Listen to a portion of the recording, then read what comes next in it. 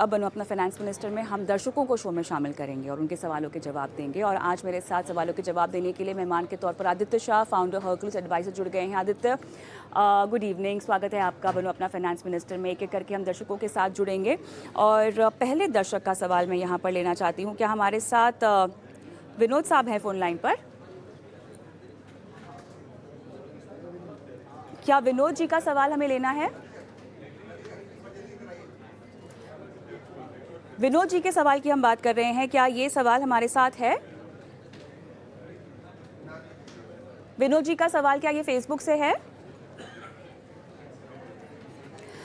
आदित्य, इनका सवाल जो हमारे पास डिटेल्स दी गई हैं उसमें पराग पारेख का फ्लेक्सी कैप है, कैनरा बैंक का स्मॉल कैप है, इन्वेस्को फ्लेक्सी कैप है, एक्सिस लॉन्ग टर्म इक्विटी है और मिराई का भी इनके पास टैक्स सेवर है, Kotak emerging equity, Mirae asset emerging equity, Invesco tax saver जिसमें इन्होंने वन टाइम इन्वेस्टमेंट किया हुआ है, आदित्य बिरला भी इन्होंने लिया हुआ है, इसमें भी इन्होंने वन टाइम इन्वेस्टमेंट किया हुआ है। बाकी पीपीएफ और एनपीएस की इन्होंने अपनी डिटेल्स दी हैं। बताएं क्या लगता है आपको, 10 साल से ये लगभग म्यूचुअल फंड में निवेश कर रहे हैं?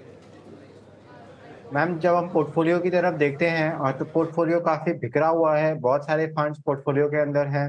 इतने पोर्टफोलियो में फंड होने की जरूरत नहीं है, सबसे पहली बात। दूसरी बात, निवेशक ने ये नहीं बताया है कि वो निवेश किसके लिए कर रहे हैं। निवेश को गोल से जोड़ना बहुत ज्यादा जरूरी है। ये हुई दूसरी बात। अब मैंने फंड्स को थोड़ा सा कंस्ट्रक्ट करने की कोशिश की है, फंड्स को थोड़ा सा कम करने की कोशिश की है, तो मेरी रिकमेंडेशन रहेगी Parag Parikh flexi cap fund में इन्वेस्टेड रहे, Mirae asset emerging blue chip में इन्वेस्टेड रहें। अगर उनको टैक्स सेवर की जरूरत है तो वो मिराई के टैक्स सेवर जहाँ पे वो ऑलरेडी इन्वेस्टेड है वहां पे इन्वेस्टेड रहें। और एक दूसरा इंडेक्स फंड भी इंट्रोड्यूस करें जिसका नाम है यूटीआई निफ्टी नेक्स्ट 50 फंड। वहां पे अगर आप इन्वेस्ट करेंगे तो बेटर रहेगा। ये 3-4 फंड्स के अलावा आपको जरूरत नहीं है। इसमें डिसिप्लिन और कंसिस्टेंट वे में इन्वेस्ट कीजिए। और दूसरी बात ये रही कि गोल्स को जोड़िए। फॉर एग्जाम्पल 10 साल में आपको 1 करोड़ रुपए चाहिए या 20 साल में 1 करोड़ रुपए चाहिए, वैसे किसी गोल्स के साथ अगर आप अपने निवेश को जोड़ेंगे तो बेहतर रहेगा।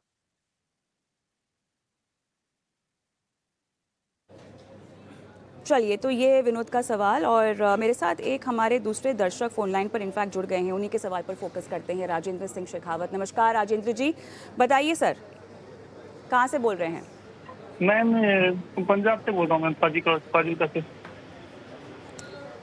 चलिए, आपको 25 साल में 1.5 करोड़ रुपए चाहिए और लंबी अवधि का आपका निवेश है और लगभग 3.5 लाख रुपए अभी आप इक्विटी में होल्ड कर रहे हैं और आप 10,000 का ये निवेश कर रहे हैं फिलहाल निपॉन इंडिया स्मॉल कैप में। यूटीआई का निफ्टी इंडेक्स आपने लिया है, यूटीआई का फ्लेक्सी कैप भी लिया हुआ है और इसमें आपकी टाइम होराइजन 20 से 25 साल निवेश करने की है।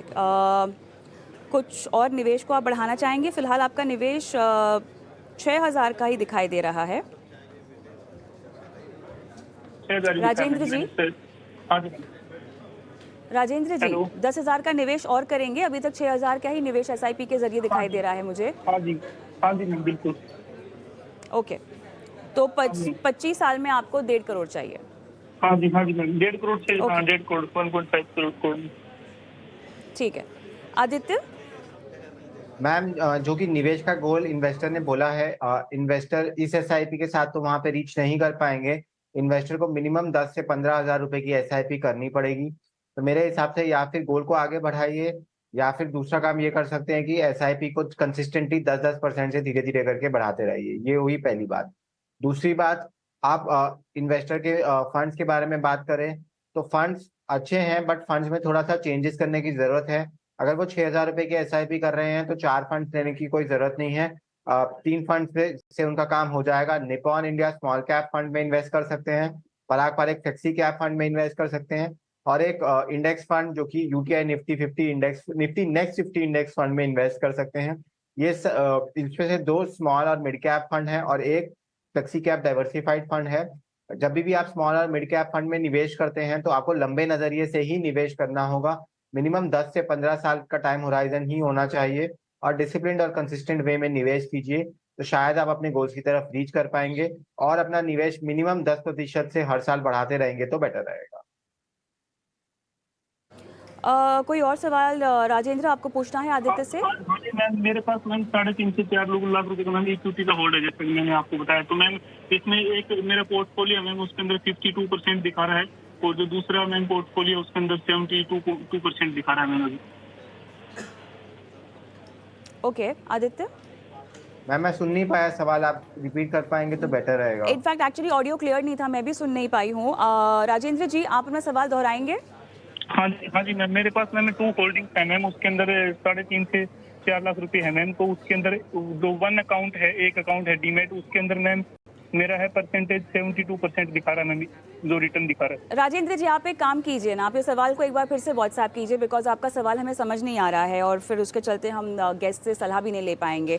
सवाल आप अपना वापस भेजिएगा। फिलहाल जो सलाह दी है, अगर आप वो नोट डाउन करना चाहें तो यूट्यूब पे शो अपलोड होता है, आप वहाँ से कर सकते हैं। हम आगे बढ़ेंगे। चंदन सिंह मेरे साथ क्या फ़ोन लाइन पर हैं?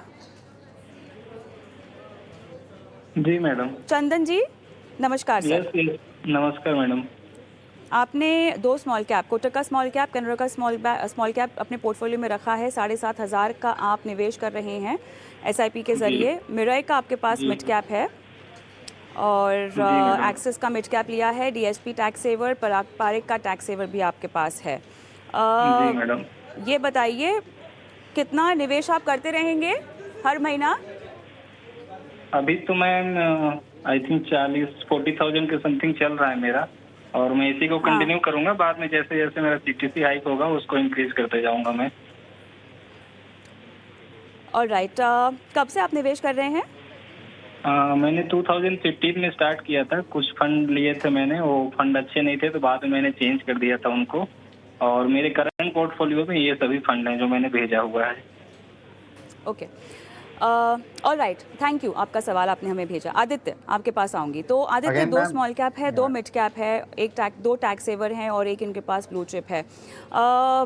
अग्रेसिव पोर्टफोलियो तो इन्होंने ऑलरेडी अपना बना रखा है, लेकिन जहाँ तक डाइवर्सिफिकेशन पर्पज से मैं देखूँ तो क्या इनका पोर्टफोलियो ज़्यादा रिस्की है? बिकॉज स्मॉल कैप में एक्सपोजर ज़्यादा है, मिड कैप में ज़्यादा एक्सपोजर है।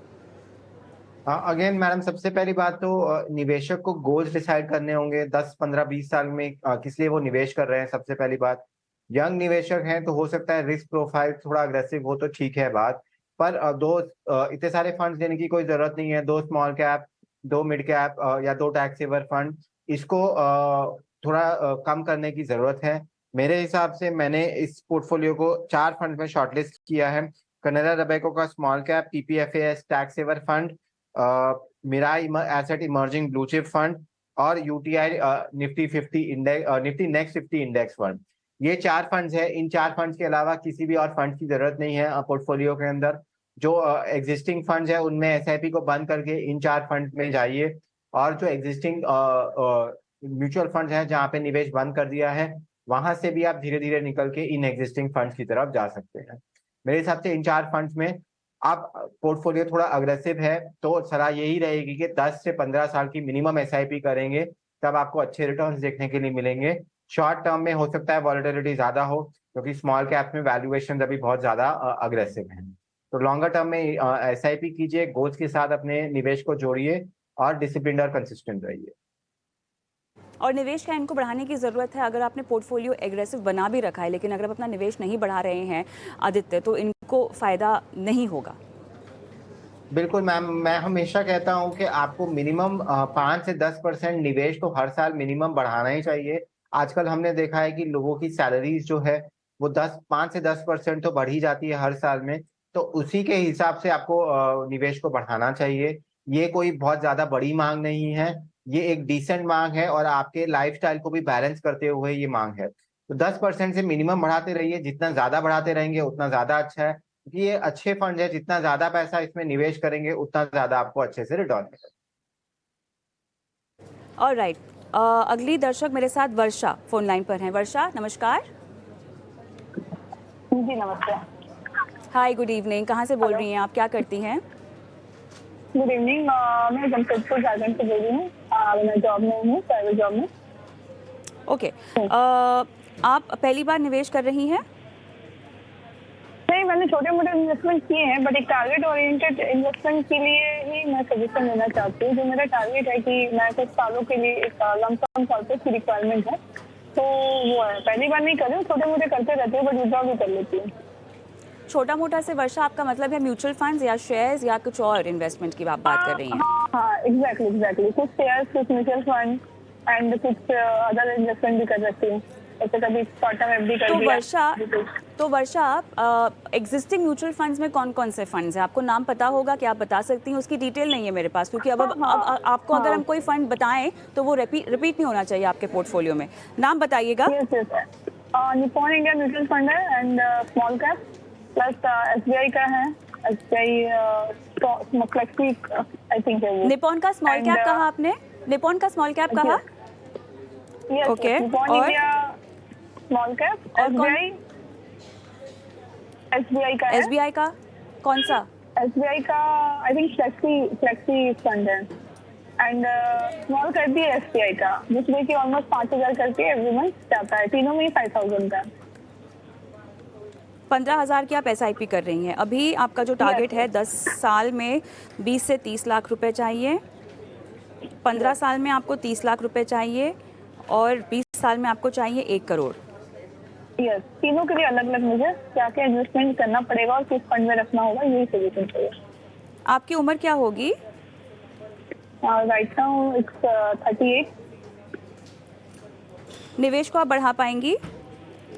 हाँ, मैं बढ़ा सकती हूँ। अब तो कितना कंफर्टेबली आप स्ट्रेच कर पाएंगे? 50,000? 40 to 50,000। हाँ, 40 to 50,000। ठीक है, हम ये सब डिटेल्स अपने सवालों में भी ऐड करेंगे। आदित्य, इनकेस आपने नोट डाउन नहीं किया है तो इन्होंने कुछ जानकारियां हमें अभी फ़ोन पर दी है। निपॉन का स्मॉल कैप, एसबीआई का स्मॉल कैप और एसबीआई का फ्लेक्सी कैप, ये कह रही है इनके पोर्टफोलियो में ऑलरेडी है। 5-5 हज़ार की SIP, फिलहाल 15,000 की SIP इन 3 फंड्स में चल रही हैं और निवेश बढ़ाने की जो इनकी क्षमता है वो 40 से 50,000 रुपये करने की है हर महीना। अब बताइए, इनके लक्ष्य 3 है, 10 साल में 20 लाख, 15 साल में 30 लाख और बाद में 20 साल में 1 करोड़।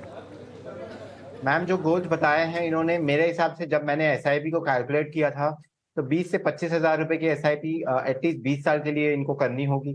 अब निवेशक कह रही है कि वो 40 से 50,000 की SIP कर सकती है, तो निवेशक के लिए वो बहुत अच्छी बात है। दूसरी बात, निवेशक ने बहुत अग्रेसिव पोर्टफोलियो बनाया है। अब इस अग्रेसिव पोर्टफोलियो में मेरे हिसाब से जो उनकी उम्र है, इतना अग्रेसिव पोर्टफोलियो नहीं रखना चाहिए। मेरे हिसाब से 8 जो उनकी SIP है उनको 3 फंड्स में स्प्लिट कर देना चाहिए। UTI Nifty next 50 index fund, Canara Robeco का small cap fund, Canara Robeco का फ्लेक्सी कैप फंड। अगर उनके पास SBI का फ्लेक्सी कैप फंड है तो वो भी ठीक है, या फिर कैनरा रबैको का फ्लेक्सी कैप फंड वो रख सकते हैं। और तीसरा फंड रहेगा जो कि उनके पास ऑलरेडी है, निपॉन इंडिया का स्मॉल कैप फंड। इन तीनों फंड्स में अपनी SIP को इक्वली स्प्लिट कर दीजिए, डिसिप्लिन्ड और कंसिस्टेंट वे में निवेश कीजिए, तो आपको कोई डिफिकल्टी नहीं होगी। टाइम होराइजन रहेगा 15 से 20 साल, उससे पहले अगर आप निवेश को हटाएंगे तो शायद आप अपने गोल्स को अचीव नहीं कर पाएंगे। राइट वर्षा, आपको कोई और सवाल पूछना है आदित्य को? नहीं तो मैक्सिमम अभी मुझे इन्वेस्टमेंट कितना करना पड़ेगा? 25,000 से 30,000 मेरा, मैं 40-50 तक सेट कर सकती हूँ, तो उसके अकॉर्डिंग और फिर कुछ फंड्स को बढ़ाना होगा मुझे? मैम आप 25,000 मिनिमम तो करना ही है आपको। अगर आप 40 से 50,000 करेंगे तो अच्छा रहेगा। अब अगर आप 40 से 50,000 करते हैं तो भी आपको इन्हीं फंड्स पे स्टिक करना है। ऐसा जरूरी नहीं है कि आप जितने ज्यादा अमाउंट की SIP करेंगे तो उतने ज्यादा फंड्स की जरूरत है। ये जो 3-4 फंड्स हैं ये आपके पोर्टफोलियो को हर एक तरह का एक्सपोजर दे रहा है, उससे ज्यादा एक्सपोजर की आपको अभी जरूरत नहीं है। ऑल द बेस्ट वर्षा। विकास क्या मेरे साथ फोन लाइन पर हैं? जी नमस्कार। नमस्कार विकास, कहाँ से बोल रहे हैं आप? मैं भोपाल से बात कर रहा हूँ। बहुत बढ़िया सर, ये बताइए आप ईयरली इन्वेस्ट कर सकते हैं 2 लाख, क्या आपने ऐसा कहा है? स्मॉल कैप आपके पास ऑलरेडी है?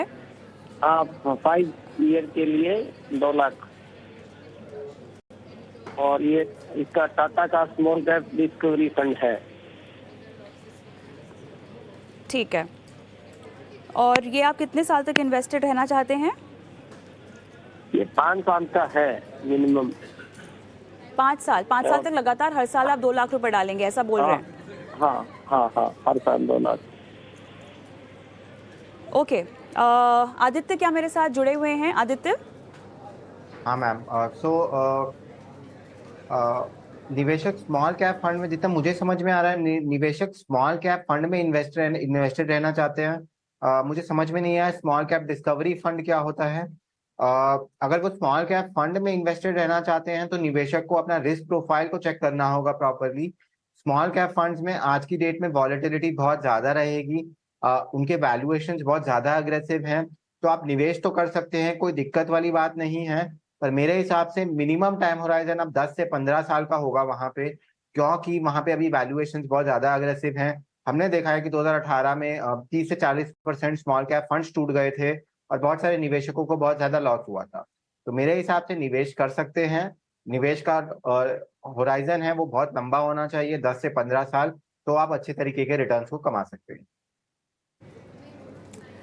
और right Vikas, all the best. उम्मीद करते हैं कि आपको समझ में आ गया हो आपकी सलाह जो आपको दी गई है। चलिए हम आगे बढ़ेंगे और अब सीधा रुख कर लेते हैं निवेश के गुरु मंत्र की ओर।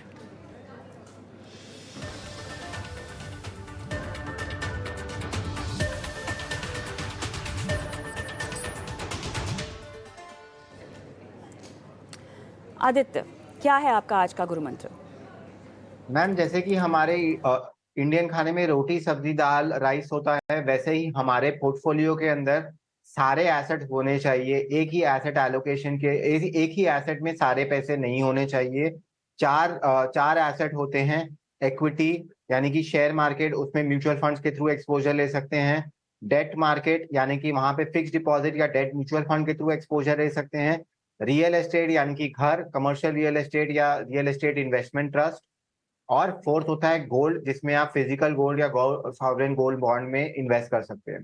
तो इन चार एसेट क्लासेस के अंदर एक एलोकेशन डिसाइड कीजिए एक एडवाइजर के पास जाके, और सारे ही एसेट्स में इन्वेस्ट कीजिए। अगर आप ऐसे अपने पैसों को डाइवर्सिफाई करेंगे तो जब ड्रॉडाउन आएंगे तो आप को कोई प्रॉब्लम नहीं होगी और आप अच्छे से उस ड्रॉडाउन को सह पाएंगे। तो एसेट एलोकेशन कीजिए और अच्छे से इन्वेस्ट कीजिए। लॉन्ग टर्म में एसेट एलोकेशन इंश्योरेंस की तरह होता है, बुरे वक्त में आपकी मदद करेगा।